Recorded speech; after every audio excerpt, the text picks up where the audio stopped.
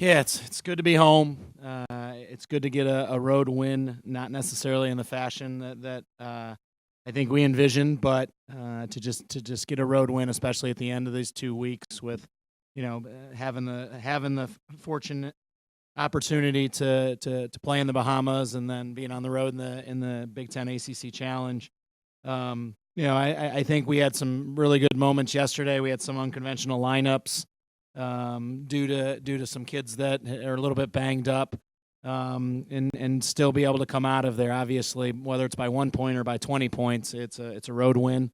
But we were trying to simulate what a road swing in the Big Ten would look like by having a Thursday, Sunday, 2 road games, and again against obviously, you're at this time of year with as much as we talk about exam week. I think we all know our kids have a lot of presentations, final papers, and everything due this week as well. So I am going to have a small introduction to our team tomorrow to remember what the Kohl Center looks like. And what the floor looks like, and we're excited, but we've got a lot of work to do. We have to be much better rebounding the basketball. I thought we had done a really good job in the Bahamas, and we're plus 14 and plus 17 on the glass in those 2 games, and it hasn't been that case against Georgia Tech, and North Dakota State was definitely a team that, from an emphasis and an aggressive standpoint, they were the aggressors, and that's why the game ended up being that close, is because of how they were on the glass. So move forward. Want to know yesterday, and hopefully use these last 2 games to get ourselves ready for, obviously, which is for the first time last week, the Big Ten women's side won the Big Ten ACC Challenge. So it leads to it's great for our league, and it shows that it's how hard this league is going to be to play in day out in the 2019-20 Big Ten season.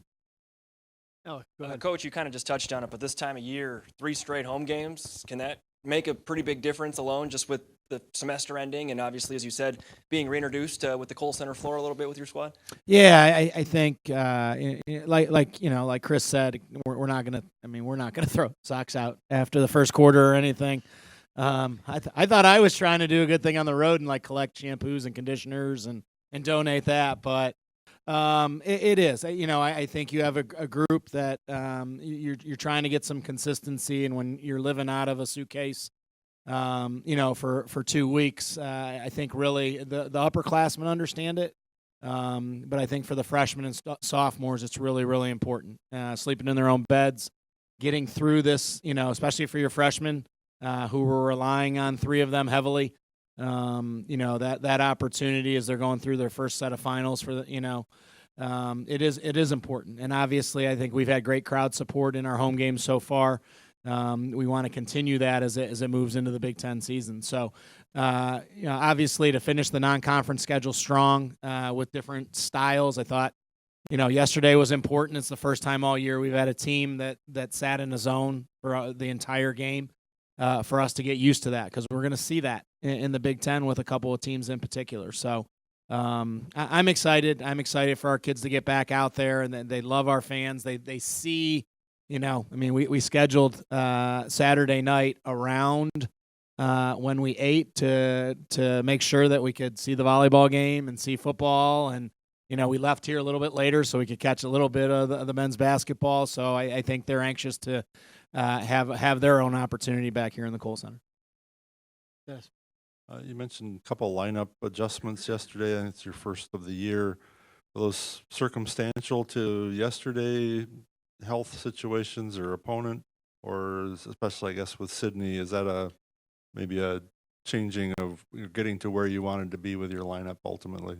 Well, I think, after looking and watching and rewatching the Georgia Tech game, I think we felt like we needed a boost to start the game offensively. And Sydney is able to affect, I think, that side of the ball so much, from her ability to score it, the ability to get other people involved. And again, I also felt like we were a little bit stagnant with our pace. And I think this is the healthiest Naya's been. And obviously she's had the experience from the first 2 years. Monty Lewis wasn't able to practice on Saturday, and she was cleared and everything to be able to go on Sunday. So we had practiced with that smaller lineup with playing the 4-guard look. So we're hoping that Sue could kind of give us that jolt off the bench. But so it's a little bit of both. To answer your question, we played a decent amount still with the two post players out there.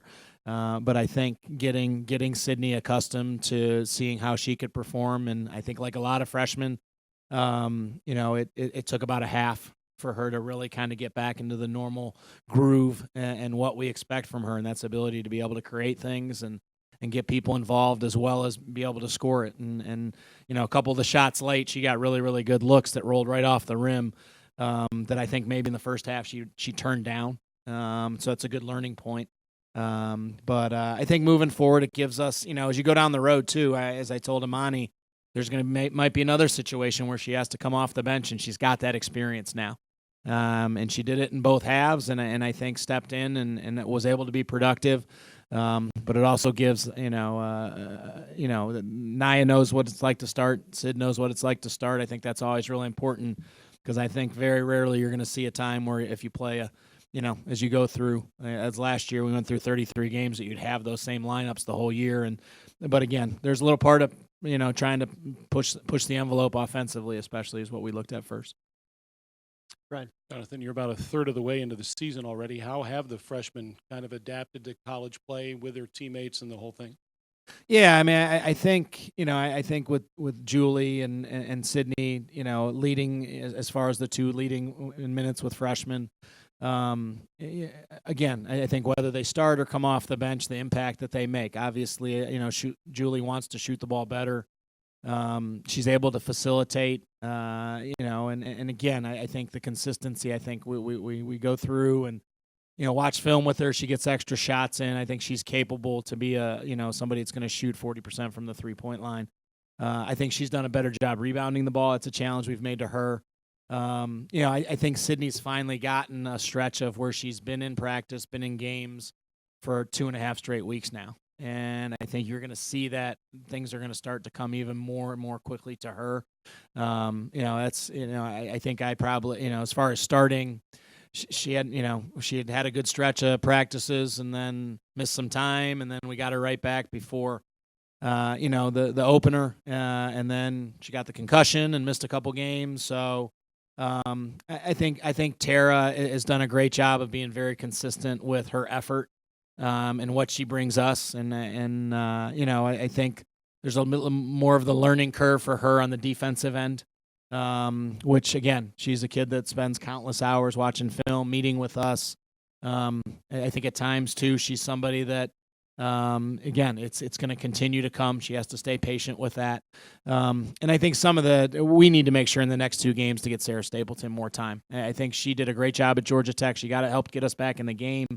She did a great job when we got in foul trouble against Arkansas and made an impact. Scored the ball, rebounded it, had a couple blocks. Yesterday there was a little bit more with them playing zone.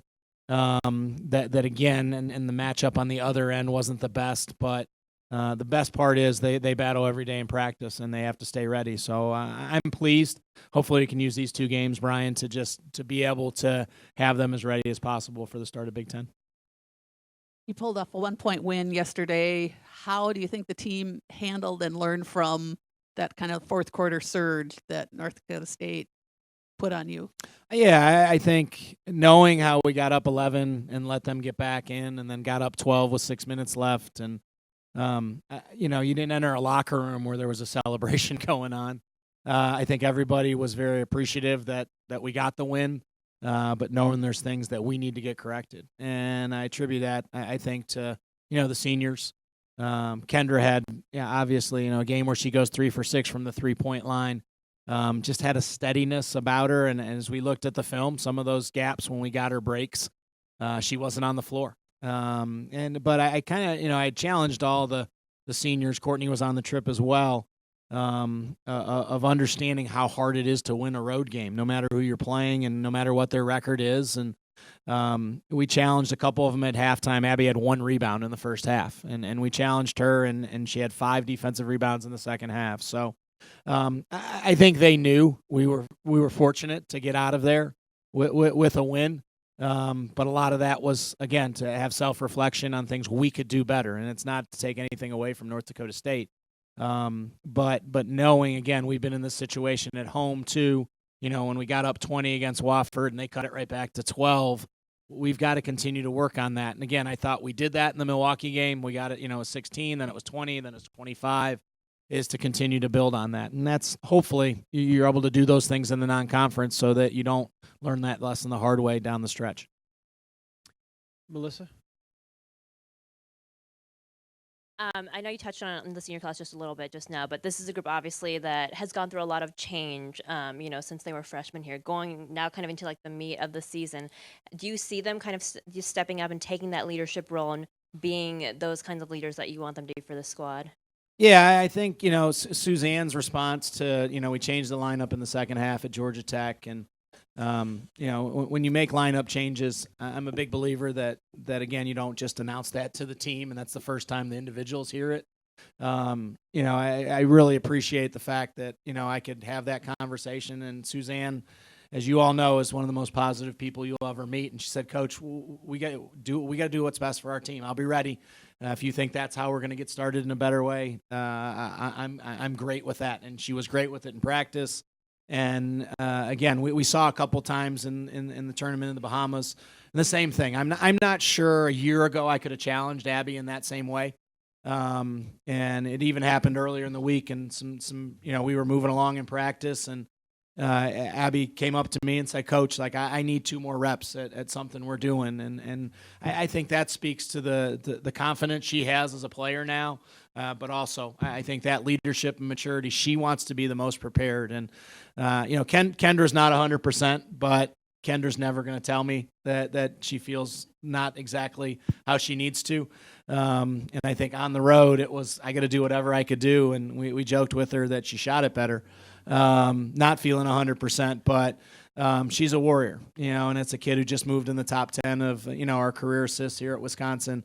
I think those 3, I think having Courtney on the trip is really helpful with the younger players too, even though she can't play, to help push them every time out when they're on the bench, keep kids engaged. So I've been really happy with the seniors. And again, I think you see somebody like Sid Hilliard look up to them, Julie look up to them, Tara look up to them of on the road. Is this going to happen? It can. And we got to figure a way to get to the finish line on the right side.